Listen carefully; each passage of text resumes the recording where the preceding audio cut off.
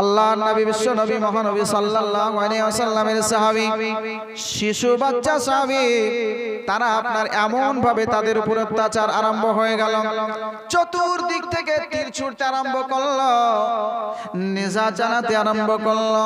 সাহাবী রাসূল তাদের মোকাবিলা যতদূর পর্যন্ত সম্ভব হলো যুদ্ধ করার পরে তারাও যেন একটি সময় এরকম হয়ে গেল, তারা আল্লাহ পাক রব্বুল আলামিন সুবহানাহু ওয়া তাআলার ডাকে সাড়া দিয়ে তিনারা এহ জগৎ ছেড়ে আল্লাহর ডাকে সাড়া দিয়ে পরজগৎ চলে গেলেন।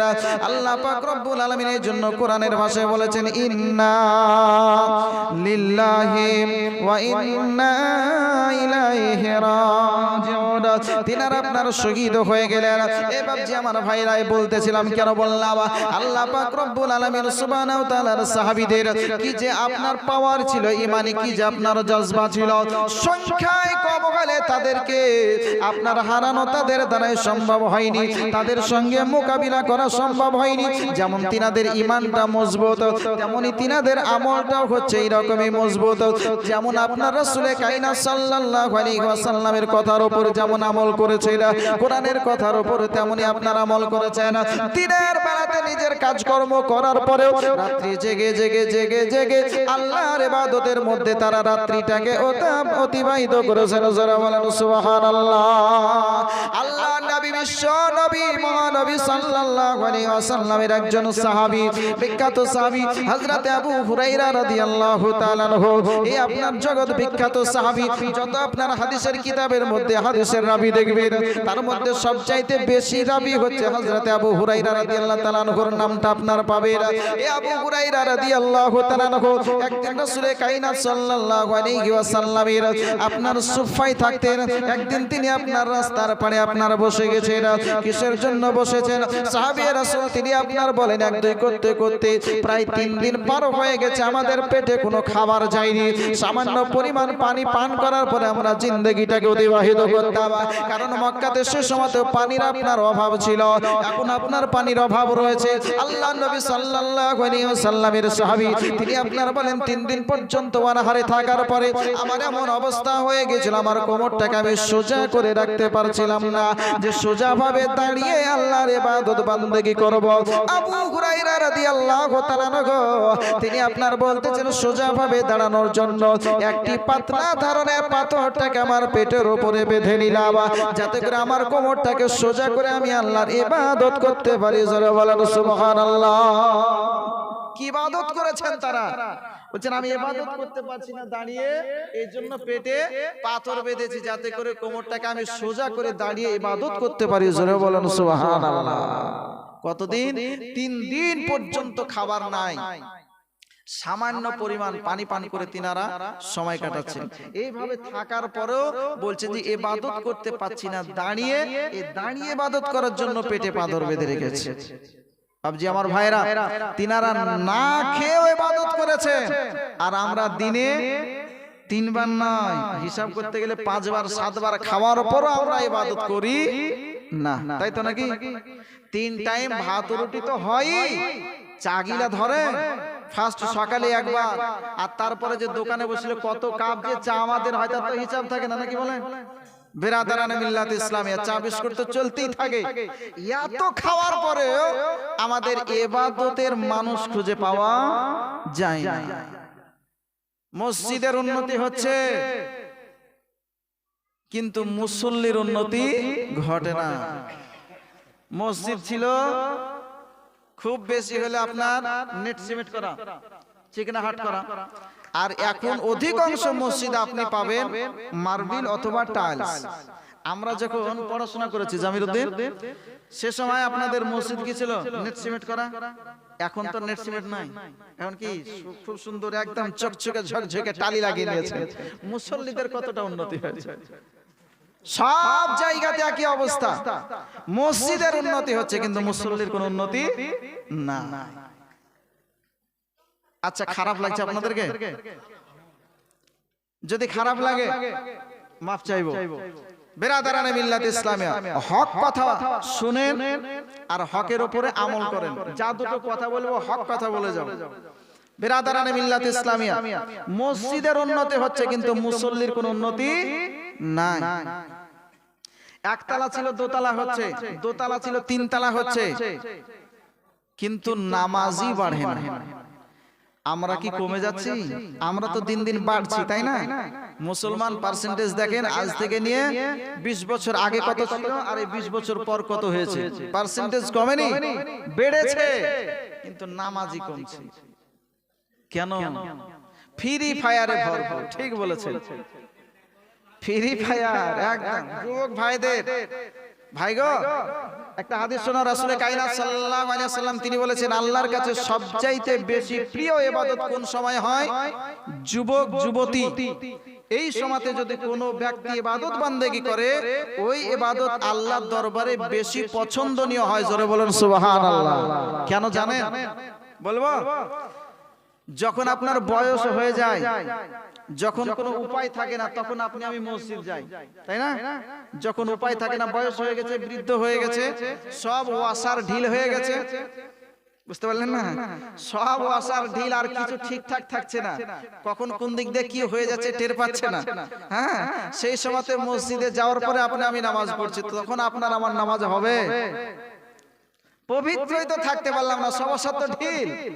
যখন ওয়াসার টাইট ছিল তখন তো যায়নি, তখন ফ্রি ফায়ার, পাবজি আর মোবাইলের আপনাকে শর্ট ভিডিও করতে আর ইয়াওয়া করতে করতে তো জীবনটা পার হয়েছে। তখন বিরাদারান ইসলাম ভাই, অনুরোধ করব, এই বয়সে ইবাদত করো, এই বয়সে আল্লাহকে ডাকো। আল্লাহ পাক রব্বুল আলামিন তোমাদের জন্য উত্তম জাযা, উত্তম বদলা রেখেছেন। আল্লাহ নবী সাল্লাল্লাহু তাআলা আলাইহি ওয়াসাল্লামের সাহাবী তিনি বলেন যে 3 দিন পর্যন্ত অনাহারে পেটে পাথর বেঁধে রেখেছি, সোজা হয়ে দাঁড়াতে পারছি না। তা আমি মনে মনে ভাবছি যে রাস্তায় যাই, যদি কোনো নবীর সাহাবীর সঙ্গে দেখা হয়, তাহলে কিছু কথা পকতন হবে, কথা আদান প্রদান হবে, আর তারপরে আমার খাবার দাবারের কথা জিজ্ঞাসা করবে, আর তার বাড়িতে নিশ্চয় আমার কিছু খাবারের ব্যবস্থা হবে। জোরে বলেন সুবহানাল্লাহ। হযরত আবু হুরায়রা রাদিয়াল্লাহু তাআলা আনহু তিনি আপনার বলছেন, এই মন্তব্য নিয়ে, চিন্তা ভাবনা নিয়ে রাস্তায় বসে পড়লাম। কিছুক্ষণ পরে দেখি ইসলাম জগতের দ্বিতীয় খলিফা, খলিফাতুল মুসলিমিন হযরত ওমর ইবনুল খাত্তাব রাদিয়াল্লাহু তাআলা আনহু তিনি যেন আপনার চলে আসেন। আবু হুরায়রা রাদিয়াল্লাহু তাআলা আনহু তিনি আপনার মনে মনে বলতেছেন, এ ওমর ইবনুল খাত্তাব রাদিয়াল্লাহু তাআলা আনহুর বাড়িতে হয়তো আজ আমার আহারের ব্যবস্থা আল্লাহ করেছেন। ওমর রাদিয়াল্লাহু তাআলা আনহুর সঙ্গে কথা বলবো, কিন্তু কেমন করে? ও যে ওমর মক্কার গলিতে বের হলে গোটা মক্কার মানুষ ভয়ে ভীত হয়ে দরজার ভিতরে আপনার ঢুকে যায়, বাড়ির ভিতরে প্রবেশ করে যায়। যেই রাস্তা দিয়ে ওমর রাদিয়াল্লাহু তাআলা আনহু একবার চলে, ওই রাস্তা দিয়ে 40 দিন পর্যন্ত শয়তান আপনার চলে না। ওমর রাদিয়াল্লাহু তাআলা আনহুকে দেখার পরে হযরত আবু হুরায়রা বলতেছেন, বলে আমি কেমন করে তিনাকে বলবো যে আমি ক্ষুধার্ত? তবে একটি কোরআন শরীফের আয়াত তুলে ধরলাম, আর তারপরে ওমর রাদিয়াল্লাহু তাআলা আনহুকে তার তাফসীর, তার ব্যাখ্যা আমি জিজ্ঞাসা করলাম। ওমর বলতেছেন, বলে আবু হুরায়রা এই আয়াতের ব্যাখ্যা শ্রবণ করো। তাহলে আবু হুরায়রা বলতেছেন, বলে আয়াতের ব্যাখ্যা আরম্ভ করলেন, বিশ্লেষণ আরম্ভ করলেন, শানে নুজুল থেকে আরম্ভ করে সমস্ত কিছু বর্ণনা করা হয়ে গেল। ওমর বলতেছেন, বলে তিনিও আপনার বিদায় নিয়ে চলে গেলেন। আমি আবু হুরায়রা ওই জায়গায় বসে থাকলাম। আমি দেখলাম সমস্ত কথা হলো, কিন্তু তার সঙ্গে আমার খাবারের কোনো প্রসঙ্গ উঠলো না, খাবারের কোনো কথা উঠলো না। আমি আবু হুরায়রা মনে মনে বলতেছি, মাওলা রে, আমি কার কথা, আজকে কার বাড়িতে আমার আহারের ব্যবস্থা আল্লাহ তুমি রেখেছো? বসেই রয়েছেন, বসেই রয়েছেন। কিছুক্ষণ পরে দেখেন ইসলাম জগতের প্রথম খলিফা আবু বকর সিদ্দিক রাদিয়াল্লাহু তাআলা আনহু তিনি আপনার ওই রাস্তা দিয়ে চলে আসতেছেন। আবু হুরায়রা বলতেছেন, বলে তিনাকে আবার কেমন করে কি জিজ্ঞাসা করব? আবার একটি কোরআনের আয়াত তুলে ধরার পরে তাকে জিজ্ঞাসা করলাম, আবার তার সঙ্গে ব্যাখ্যা বিশ্লেষণ আরম্ভ হয়ে গেল, কথাবার্তা আরম্ভ হয়ে গেল। আপনার সমস্ত ব্যাখ্যা করে দেওয়ার পরে আবু বকর সিদ্দিক তিনিও যেন আপনার বিদায় নিয়ে আপনার চলে গেলেন। আমার খাবারের প্রসঙ্গ যেন আর উঠলো না, উঠলো না। আবু হুরায়রা রাদিয়াল্লাহু তাআলা আনহু তিনি আপনার বলতেছেন, মাওলা রে, এক করতে দুই, যে আপনার দুইজন সাহাবী চলে গেল, এক দুইজন সাহাবী চলে গেল। মাওলাই কারীম কার বাড়িতে আমার আহারের ব্যবস্থা তুমি করেছো? আবু হুরায়রা বলতেছেন, বলে আমি ইন্তজার করতেছি, অপেক্ষা করতেছি।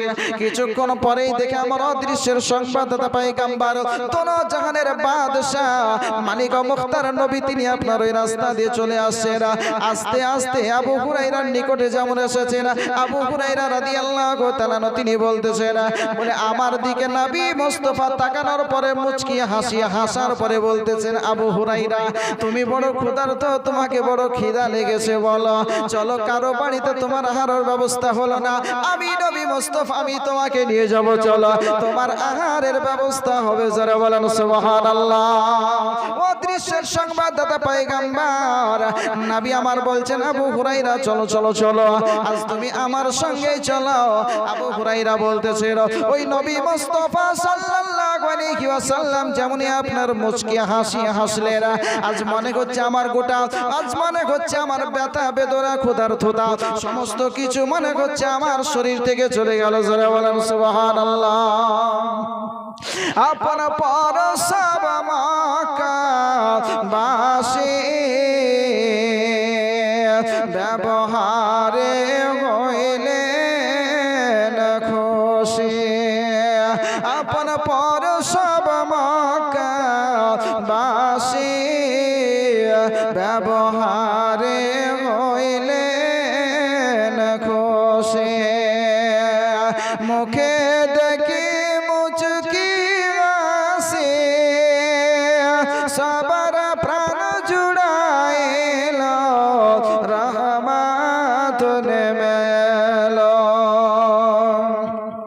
বলো না এমন আর কে হবে, আজ না চিনিলে চিনিবে কবে, যেদিন তোমার সব হারাবে সেদিন কি হবে বলো, রহমত নেমে এলো।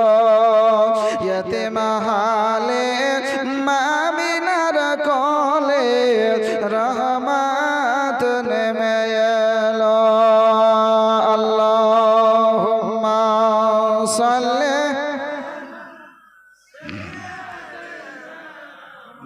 মাওলানা মুহাম্মদ ওয়া আলা আলি সাইয়্যিদিনা মাওলানা মুহাম্মদ সাল্লি আলা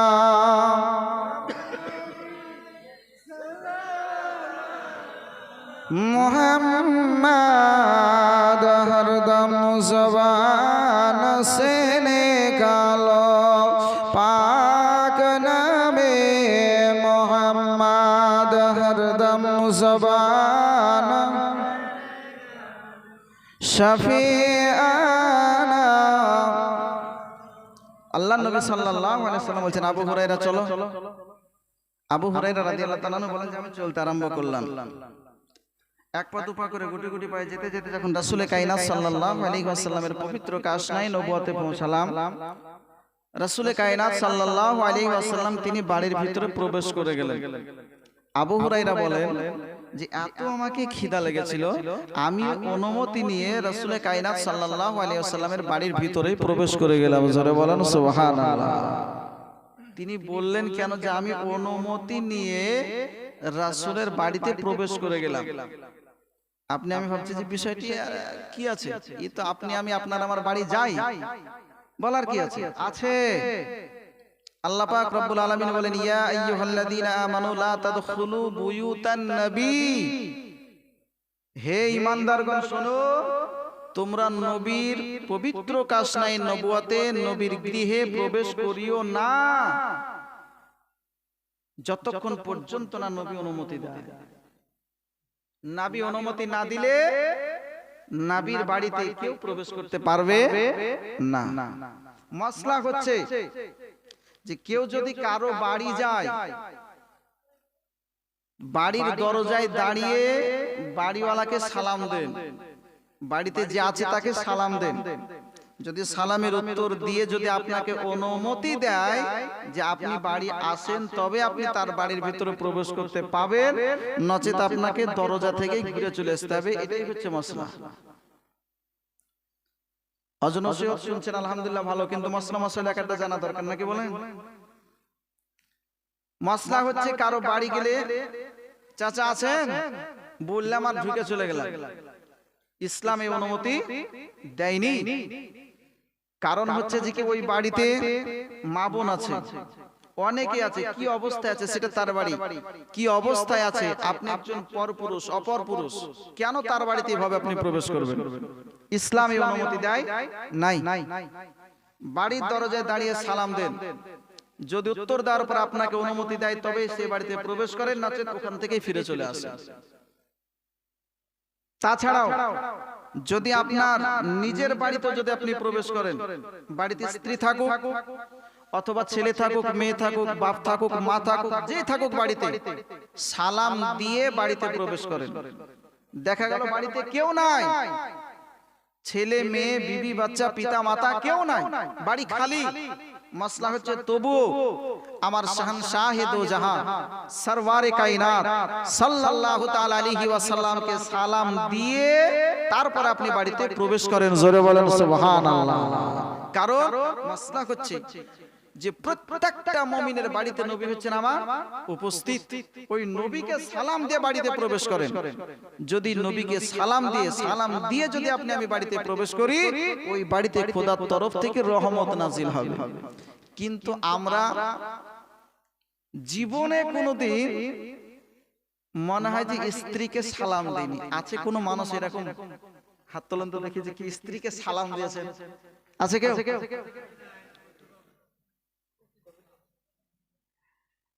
স্ত্রীকে সালাম দেওয়ার মতন মানুষ না।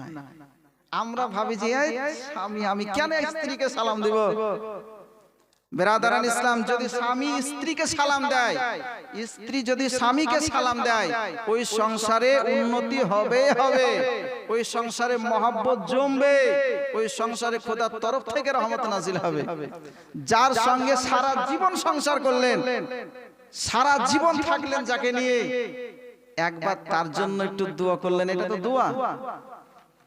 সালাম এটা একটা দোয়া, যে আসসালামু আলাইকুম ওয়া রাহমাতুল্লাহ, তোমার প্রতি আল্লাহর তরফ থেকে করুণা রহমত নাজিল হোক। বেরাদারান ইসলাম, কিন্তু আমরা সালামটাও দিই না। আসুন সালাম দিবেন, নিজের স্ত্রীকে সালাম দিবেন, পিতা মাতা বিবি বাচ্চা সন্তানাদি যে আছে বাড়িতে যে আছে সালাম দিবেন, রহমত বরকত নাজিল হবে। যাই হোক, তো হযরত আবু হুরায়রা রাদিয়াল্লাহু তাআলা আনহু তিনি বলেন যে আমি সালাম দিয়ে রাসূলের বাড়িতে প্রবেশ করলাম। রাসূলে কায়নাত সাল্লাল্লাহু তাআলা আলাইহি ওয়াসাল্লাম তিনি আপনারা বলছেন, আবু হুরায়রা সুফফাতে যতজন ব্যক্তি আছে সবাইকে বলো যে তোমাদের জন্য খাবারের ইন্তজাম হয়ে গেছে, ব্যবস্থা হয়ে গেছে। জোরে বলেন সুবহানাল্লাহ। সুফফা মানে মাদিনাতুল মুনাওয়ারা, যে আপনার মসজিদে নববীর পাশে একটি স্থান ছিল, একটি ঘর ছিল, যেটাকে বলা হয় সুফফা।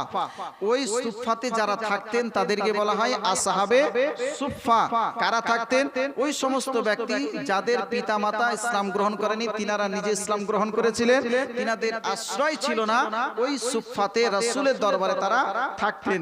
যখন কোন এরকম সাদকার মাল, হাদিয়াতান, কোন উপঢৌকন বা সাদাকা স্বরূপ কোন মাল আসতো, তাদেরকে সে আহার দেওয়া হতো। জোরে বলেন সুবহানাল্লাহ। রাসূলে কায়নাত সাল্লাল্লাহু আলাইহি সাল্লাম বলেন, যখন আমি প্রবেশ করলাম, আবু হুরায়রা বলেন যে নবী সাল্লাল্লাহু আলাইহি সাল্লাম জিজ্ঞেস করলেন আয়েশাকে, আয়েশা এই দুধটা হাদিয়া না সাদকা, কি স্বরূপ পাঠিয়েছে? মা আয়েশা বলেন যে ইয়া রাসূলুল্লাহ এই দুধটা হাদিয়াতান। রাসূলে কায়নাত সাল্লাল্লাহু আলাইহি সাল্লাম যেটা হাদিয়াতান, যে আপনার উপহার উপঢৌকন যে খাবারটা আসতো, ওই হাদিয়ার খাবারটা নবী আমার নিজেও খেতেন, সাহাবীদেরকেও দিতেন। আর সাদকার যেটা খাবার হতো সেটা নবীর জন্য হালাল ছিল না, ওটা সাহাবীদের জন্য সেটা বন্টন করে দিতেন। জোরে বলেন সুবহানাল্লাহ। এই জন্য নবী জিজ্ঞেস করে নিতেন যে এটা সাদকা না এটা হাদিয়া, কি পাঠিয়েছে। বর্তমান সময়ে আমরা দেখবেন যে যখন মানুষজন কেউ কিছু খাওয়ায় কোথাও মসজিদে হোক অথবা কোনো জায়গাতে, আমরা জিজ্ঞাসা করে দেখি না যে এটা সাদকা না হাদিয়া। দেখবেন সাদকার মাল হলো সবাই আমরা কিন্তু খাই, হযরত সাদকার মাল সবাই কিন্তু খায়, কিন্তু সাদকার মাল সবাই খেতে পাবে না। যারা অ্যাকচুয়ালি গরিব দুঃখী সাদকা পাওয়ার হকদার হচ্ছে তারা। যাই হোক, তো রাসূল কায়নাত সাল্লাল্লাহু তাআলা আলাইহি ওয়াসাল্লাম তিনি যখন বললেন যে আবু হুরায়রা বলে দাও সবাইকে যে তোমাদের খাবারের ইন্তজাম হয়েছে, দুধ কতটা? সাহাবী রাসূল বলেন যে একটা পাত্রে দুধ, খুব বেশি হলে হাফ কেজি, না হয় 1 কেজি, এর থেকে বেশি হবে না, একটি পাত্রে দুধ আছে। রাসূল কায়নাত সাল্লাল্লাহু আলাইহি ওয়াসাল্লামের সাহাবী আবু হুরায়রা রাদিয়াল্লাহু তাআলা আনহু তিনি আপনার বলতেছেন, বলে যাওয়ার পরে বললাম কতজন ব্যক্তি ছিল? সুফাতে বলা হয়েছে প্রায় 70 জন ব্যক্তি আপনার ছিল। রাসূল কায়নাত সাল্লাল্লাহু আলাইহি ওয়াসাল্লাম তিনি আপনার আবু হুরায়রাকে বলতেছেন, বলে আবু হুরায়রা পাত্রটা নাও, আর নেওয়ার পরে সবাইকে এক পাত্র থেকে দুধটা পান করাতে আরম্ভ করো। আবু হুরায়রা রাদিয়াল্লাহু তাআলা আনহু তিনি আপনার বলতেছেন দুধটা আমি পান করাতে আরম্ভ করলাম। প্রথম ব্যক্তি যখন দুধটা পান করতেছিল তখন আমি মাথাটাকে বাড়িয়ে ঝুঁকে ঝুঁকে ঝুঁকে ঝুঁকে দেখতেছিলাম, দুধটা থাকলো না, শেষ হয়ে গেল।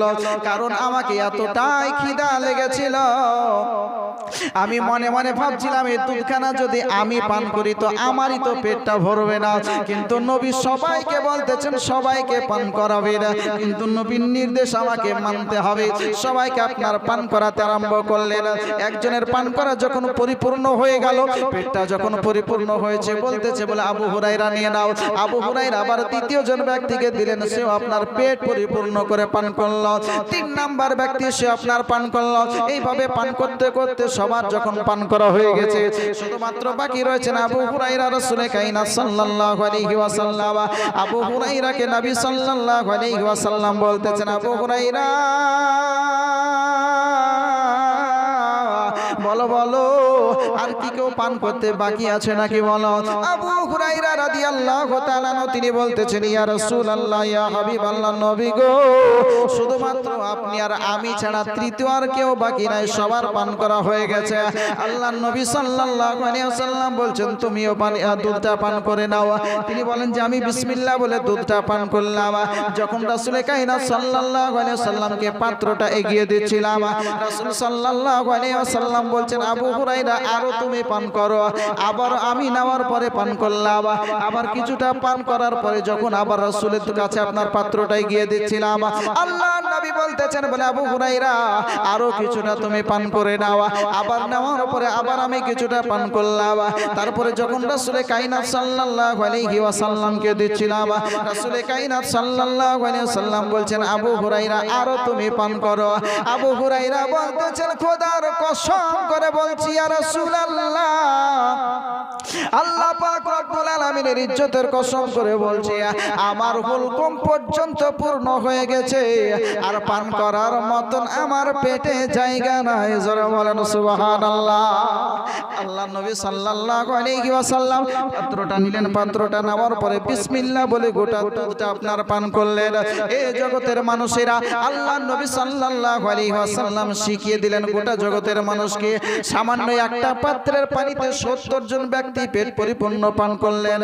পেট পরিপূর্ণ করে পান করলেন। যে সাহাবী হাদিসটা বর্ণনা করছেন, ও সাহাবী বলেন সেই জায়গায় 70 জনের জায়গায় 70,000 মানুষ থাকলেও ওই একটি পাত্রের দুধ সবার জন্য যথেষ্ট হয়ে যেত। জোরে বলেন সুবহানাল্লাহ।